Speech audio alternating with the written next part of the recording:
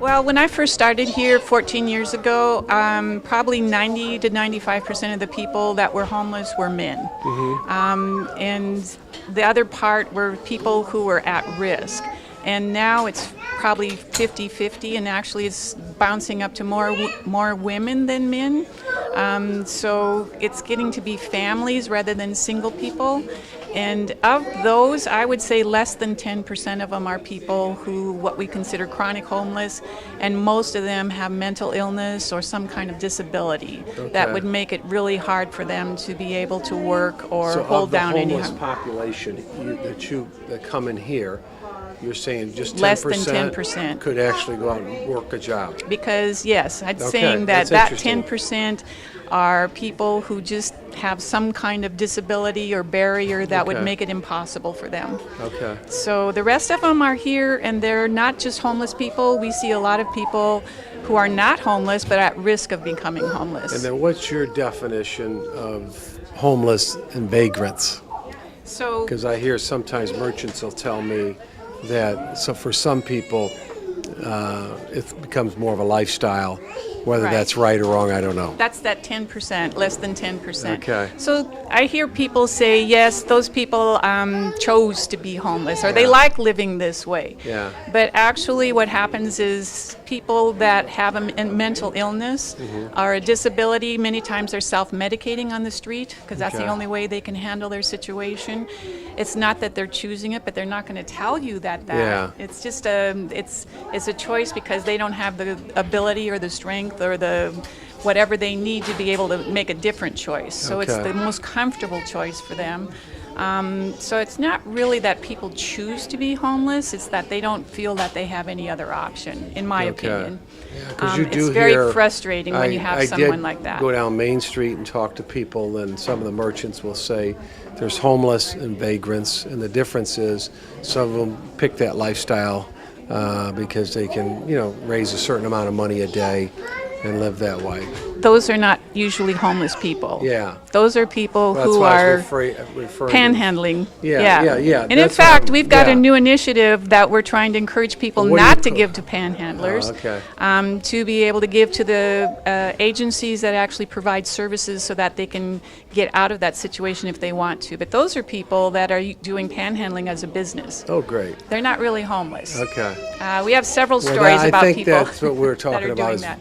That's what the category of vagrant is. That's what my understanding was. Maybe you would know better, though. Some people consider the vagrants those who are not willing, seemingly willing, able to change that lifestyle. Okay. And like I'm saying is that they're doing that because that's the only thing that they can see as a real choice for themselves. They just can't see how they can get out of that, and that's comfortable for them. So that's what they know. It's hard to make a change. But usually some of them, we've had people like our resource director, Martha. She was on the streets for 17 years, in and out of jail, and she made the change. Something one day finally clicked, and she made the change, and she's been working for us for 15 years. That's a great story. So I have talked to people that have been homeless, and they're back in the workforce, and after 2008, there were a lot that were effective and put out in the street. A lot of it was because of unemployment, and their money ran out, and it was really tough. So for a lot of families and people. But our target population here in Manatee County, they did the United Way study a couple years ago, and they found that while there's 13% of the people who are actually living at poverty or below, another 30% are asset limited, income challenged, and employed. That means 30% of the people in this county are at risk of homelessness. And that's the kind of population that we see here. Not just people who are homeless, but people who are at risk. Well, we did pass a bill in the House for mental health, and we're hoping that we can get that done because it hasn't been addressed in 40 years, 50 years, since JFK. That's how far it goes back. So we're hopeful. It's in the Senate now, but we're hoping to. And then we'll have more time to talk. But what's your thought about, you hear about the drug epidemic or the heroin epidemic. How is that affecting what you do here?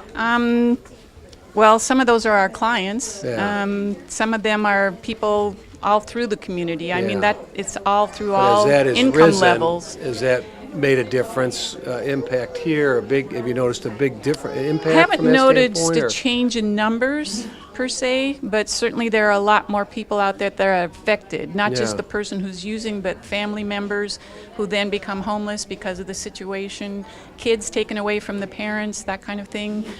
We see that a lot. So if someone gets caught up in that culture, the drug culture, is this an opportunity for them to come and get that addressed, or they've got other places they could go?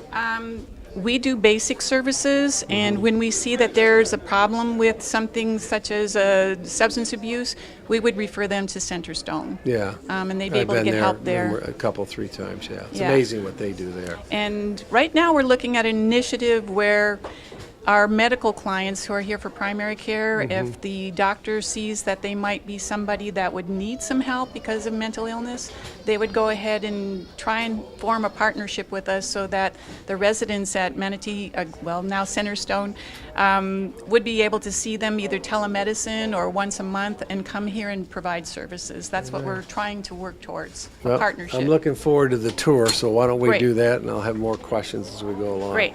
Thank you. So the area that we're in right now, this is our employment services area. This is something that we partner with Goodwill for, because Goodwill has the employment specialists. So they have a full-time employment person here, and then another half-time person who comes in who's bilingual, and he specializes in helping people get jobs who have big barriers to getting employment, like they have a felony or something in their history that makes it really hard to get a job. So that's his specialty. And we have volunteers Have they also. been able to help a lot of people get jobs? Absolutely. Yeah. Well, that's a positive thing. They have connections with agencies that will go ahead and take on these people, and we've had great success. I mean, there's lots of people who need jobs. This is one of the busiest areas There's a lot usually. of employers that need employees. That's right. So, that's we a just good need to thing get a right good now. match. Yeah. The mail comes in here, and It then gets sorted. Or? all the volunteers, these are all volunteers working on this side. Oh, that's great. We have about 140 volunteers who work, and they sort the mail, and it's available after the mail comes, and 5 days a week. Okay. So we are not open on Saturdays and Sundays. How young would someone be here? How? 18. Okay. So they have to be. If you have 15-year-olds, you're not going to. If they have 15, then we would refer them to somewhere else. There's several agencies that work with kids under 18 that are homeless, and there's a shelter also that we work with, Family Resource Center. So, but a lot of them will come in with their parents or with their guardians to get services here. On a normal day, what's the average? On this side, we're seeing about 200 people a day. Okay. And this side, I mean the Day Resource Center, Okay. with all those basic services. Okay. And that would be what? Primarily like food and. Well, most of them, like some of them come in to use the restroom. They get a continental breakfast in the Okay. mornings. They get their mail. They get a haircut. They get their laundry done. Okay. They get a shower, hot shower. Okay. They get hygiene services. They get help with if they need an ID, an illegal ID for Florida, if they need something notarized. Some people need prescription assistance, so they'll come in. They were in the emergency room over the weekend. They got a prescription, but they don't have any way to fill it. Okay. So we'll help them with a 1-month prescription, and then we put them in the touch with our pharmacies in the back, so then they are able to get prescription assistance programs. What a great program. I think. And a lot of families with kids, as you saw out there, Yeah. come here for meals. And this is all done by volunteers. And even some of our staff come over here to eat regularly.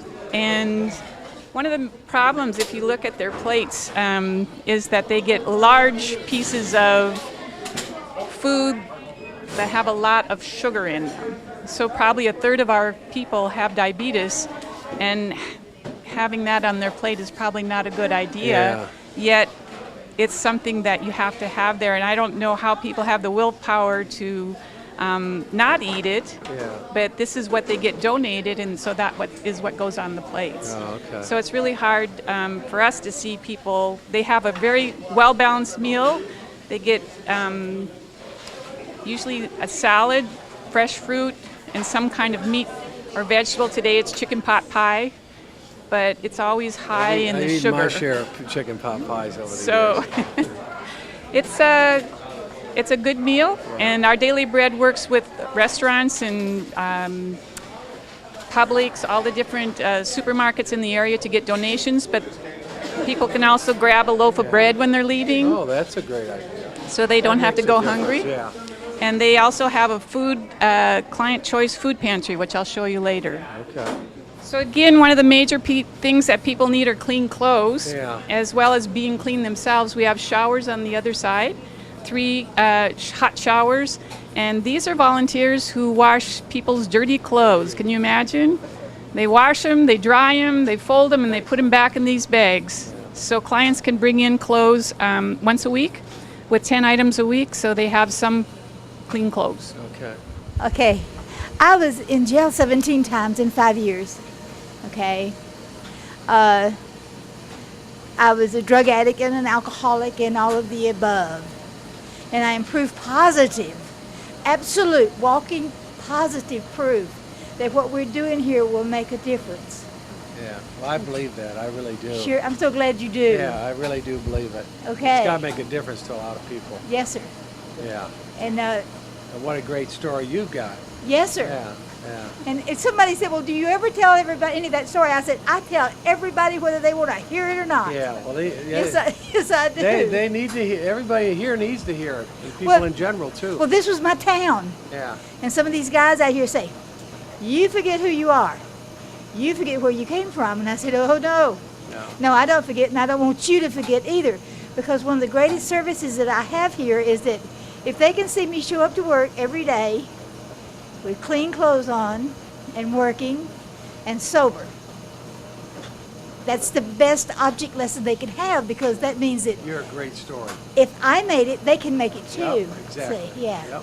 That's exactly it. You're exactly it. We're proud of you. Yeah. Yeah. Anything that you can do to help this lady, Yeah. That's why I'm here. listen, it would be one of the best things that you have ever done in your life. That's why I'm here. Thank you. Trying to help out. You're making a big difference Yeah. in a lot of people's lives. Yeah, we It are. really is. And there are a lot of different grants that hopefully Yeah. you can put your foot on their back so Yeah. that we can spread the wealth here in Oh, Manatee yeah. County, because this is an agency that's doing the work. Yeah, you are. You guys clearly are. It's impressive. You got to come see this to believe it. Yes. is one of our great case managers. Why don't you tell them what you do? I work with a state grant called the TANF, Okay. a TANF grant, which Sarasota and Manatee Which I County, oversee for the federal government. yes, which TANF. for our area, we actually got cut in half. The money's coming to us, which I'm not quite happy about that, because Yeah. we service the population Yeah, let us greatly. know. We'll take a look at that. Sally's Good. Our district director. She's Yes. here, so have her sit down with you. We'll help you with the grants and stuff. All right, that would be perfect. There's a lot of money up there. You just got to figure out. How to Yes, get and it. we're Yeah. keeping families from becoming homeless. These Yeah. people have jobs. Yeah. These families are doing the best that they can, and if something happens with a car repair or they lose their jobs, that puts them in a little bit of a rear. So we're Oh, here to yeah. help them keep that nucleus You together. know, I read the other day in the paper, it was shocking when I seen it, but it is a reality that 62% of Americans have less than $1,000 in the bank. That's correct. So it gets back to your point. Exactly. That if they have a breakdown of a car and maybe $600 a transmission, they can't get it fixed. Now they can't get to work, so it just complicates everything. Exactly. So please help us. Do Oh, whatever yeah. you Yeah, can. well, we will here We at the have Good Food 3 Shop. volunteers who work with hundreds of people who get food stamps. And I'll talk to you a little bit more about our food stamp conundrum and the problems we're having with food stamps. But this is really important because since it's an online application now, a lot of people don't know how to use a computer. So they absolutely have to have someone help them with their online applications. And they know the ins and outs. If you're Now, moving would from another everybody state, here pretty much Qualify? qualify for No. food stamps? no. Okay, why wouldn't they? Because a lot of these people have jobs. Oh, okay. So, that's why I'm saying a lot of these people are employed. Some of them are But, yeah, they're making underemployed, enough money that and they can't wouldn't be eligible. qualify. Oh, okay, that's interesting. And now the change of the rules to single adults with with dependents, Okay. they have to go and register at the Career Source Suncoast office. If they didn't do that, then they're out of compliance. They don't get food stamps for a month. Many of our clients didn't get any kind of notice, and again, because they don't have a mailbox, they said they didn't get a letter. Where are they going to get a letter if they don't have a mailbox? So there's a lot of problems there. Gordon and I run what we call a yellow ribbon program, and our Okay. primary focus is to remove homeless veterans from the street. Okay. So we have two programs. One is what we call rapid rehousing, and that's for those who do not have a place to live. And the other program is our prevention program. So in case a veteran has rental arrears or utility arrears, then we're able to help them stay in their So you home. work just with veterans? Yes, sir. Yes, sir. Okay. We're funded by a grant from the VA, and Okay. it allows us to give them what we call temporary financial assistance. Okay. And how many veterans have you been working with right now? We generally see 700-800 per year, but last year, interesting you asked that question. I just ran some statistics, and over the last year, we've actually removed 41 veterans and families from the streets. Okay. So generally, What gets them on the streets? I mean, a veteran, I would Hold think. that mic in front of the Congressman. Yeah. okay. What gets the veterans in the street in the first place? I mean, what causes that? I mean, your sense of it. Why are they in the street? Because, I went in as a veteran at 18, and you learned some skills that you would think a lot of employers would want. Yes, sir. So how does that veteran end up in the street, other than if he's got some disorder or something that he picked up in the service, where you could see that being a possibility? You hear that with head injuries and things of that nature. To answer your question, it's a myriad of reasons. We see family problems where they come back home and the family breaks up and the wife leaves them and takes the house. But you've also got the disorder situation where guys have substance abuse problems and that kind of thing. So, but we don't judge in this program. Whatever got them on the street, It's our job to get them off the street. I was just curious about how they get there in the first place and Yes, sir. figure out how to prevent them from getting there. Yes, sir. 'Cause right now, a lot of employers are looking for good employees, and I think someone that served 3 years in the Army or 3 years in the Navy would be an excellent employee for most people in this region. 'Cause Absolutely. a lot of people are looking for jobs. Yes, But sir. thanks for what you guys are doing. So we have 3 dental rooms now, 3 full-service ones, and it's getting close to lunch, so they're done.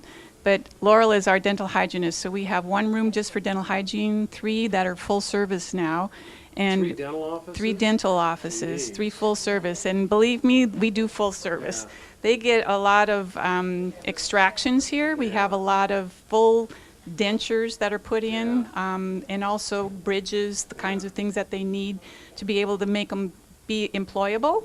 A lot of our people come in and they can't get a job because they have 2 or 3 teeth missing, or they can't eat very well. We've saved lives here because they can't get surgeries because their mouth infections keep them from being able to have the surgeries. I'm just surprised you got so many dental offices, because dental offices are expensive to equip. It's very expensive to equip and ongoing. For us, many of the people who come in here haven't taken care of their teeth in forever. Yeah. So they may have not seen a dentist 10, 12, 14 years ago, and at that point, they've got such bad periodontal disease, they need to have all their teeth pulled. Yeah. So we do a lot of dentures here.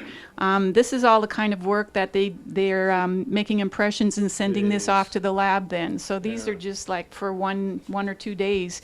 You can see these are all the people that have work that has to be taken off. That's a major. And that's when a you think major about a lot of the expense. things that you're doing, this is a, very. Yeah, very one set of important. dentures costs us $300, Yeah. and we have usually between 20 and 25 a month, plus all of the bridges and the other spacers and the other kinds of things that they need. So, and it's one of the major ways that people start showing problems with their health is with their mouth first. So LECOM is our provider of services in the mornings. Jeez. So I don't know if they're still here right now, but we have, that is great opportunity. it's a great partnership for us because they provide the primary care. There too, so. Well, we haven't been able to tie into the dental school, but we're working on that right now. We're looking at a program that will actually work with kids for pediatric preventive. And I'm hoping that that will start soon because we would be able to work on both getting people who already need help plus prevention for the future, a long-term plan. Sure. Thanks for coming to visit. Yeah, my pleasure. Who are doctors that give us specialty clinics. We have an audiologist one day a week. We have a GI person another day, pulmonologist, gynecologist, podiatrist. So that's the idea, is that not only do we have the primary care, but we give them access to specialty care that when they can. Yeah, I'm not saying it because you're here, but having LECOM in our community is gigantic. It is. Frankly, I'm not sugarcoating it. That's the truth. What happened when we had to move out of there and move all of our things like the bicycles and all those things out was we looked at the property on this side and on the other side so we could expand to put all of our storage things in. And we purchased this property 2 years ago, and now we have expanded all the things that we do. Before, all of our donations were run by volunteers, and now we have it run by a Goodwill person because Goodwill are the donation experts. Yeah, so they are a big partner with us. Yeah. Not only do they run the job center, but they run this side also. So somebody comes here and donates things. What we can use here, the clothing, bicycles, any small appliances, that kind of thing. Now, do you sell this or just We make don't. it available? We give it away. Okay. We give it away, but the things that we can't use for our clients, that goes to Goodwill, and then they use that to support, they sell that, and they use that to support the job of the person who's working here. Oh, okay. So they have somebody here 6 days a week, and this that's is a perfect. donation place people can drive through. Since we lost the one in DeSoto, they lost their DeSoto donation one. This is the closest one for many people in this area. Jeez. So it's a great partnership. Goodwill is a great partner for us. And we looks have like you got plenty of clothes for everybody who needs clothing. we have clothes. We have a good amount of people that drive through and give us clothes. Oh, that's nice. And then over here we have the children's closet. So the junior club of Junior League of Manatee took this on as a project last year, and they donated all of this clothing and fixed this all up so it looks really nice and people could come in here and shop. Yeah. And usually we get a lot of moms with kids in here, and they can come in and pick out like whatever they perfect. need. So So I've got they two- can get clothing, shoes, toys, games, puzzles, anything. Sometimes we get these kinds of things. I've got 2 grandchildren, and what do? They go through the clothes so fast, and a lot of it's like new. Maybe they wore it 3 times. That's right. Well, you can bring it here. Yeah, that's what I'm thinking. They can get a bicycle for free once in their lifetime. If it's stolen or something and they can show us a police report, we'll give them another one. And they also do repair services here. Jeez. And we have a full-time repair person. I don't know, where's Kevin here? He's not here today? Oh, he saw us and ran, okay. And then we have other volunteers who come in and help with the bicycles. So this is a big business, fixing up these. It's, commuting to work, like in Washington, a lot of people ride their bikes to and from work. They got a car, but they rather ride because it's just a healthy lifestyle. Well, it keeps our people healthy too. Yeah. Right. Well, I just wanted to bring up a couple things that we're concerned about with. Of course, the Zika is one of our big concerns, and with all of our people living on the street, it's a huge prevention possibility, being able to supply them with what they need to be able to avoid getting the Zika virus. So I would think for community health purposes also that would be something that would be a priority, is to make sure that they can get some kind of preventive, whether it's screening or whatever, to make sure that they don't get the Zika virus. That was one of our concerns. And then I'm going to speak also about food stamps. The food stamp situation is something that is very important to our clients. A lot of them, I think I just talked to the food stamp people. They said 200,000 people have been cut off from food stamps because of the new program, able-bodied work, people with dependents having to register through the Career Source office. Now, some of those obviously were people that really did need to be cut from the program, but we have lots of clients that, for transportation reasons or notification reasons, they were supposedly sent a letter that informed them that they would have to register with Career Source. And of course, many of our people don't have access to mail, so they didn't get a letter. And then they were cut off. They had a 30-day period where they then had to come in and somewhere and then still be notified that they were going to Career Source to register, and they still didn't get another letter because whatever didn't get there the first time didn't get there the second time. So it resulted in a big problem for some people who are still eligible, being able to sign up for food stamps and get the food stamps that they need.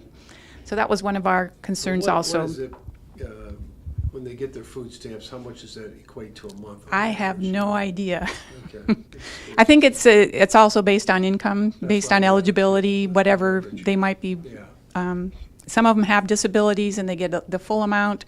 Some of them don't. Some of them have a disability. They aren't able to document that. Sally, let's get all those numbers, because if someone asks me, and I've heard different numbers, I'm just trying to figure out what that is. Yeah, because I know if you have a disability, they were just telling me that they have a couple people that they know. There's no way that they can sign up online. I mean, they just don't have the ability to, and they also don't have the ability to work. But they also don't have the ability to go over to Career Source and register so that those people can make that determination. So it's just a lot of barriers for those people trying to, who are eligible, really should be eligible to get those services. I supported the president. I was probably the only Republican at the time for $1.9 billion.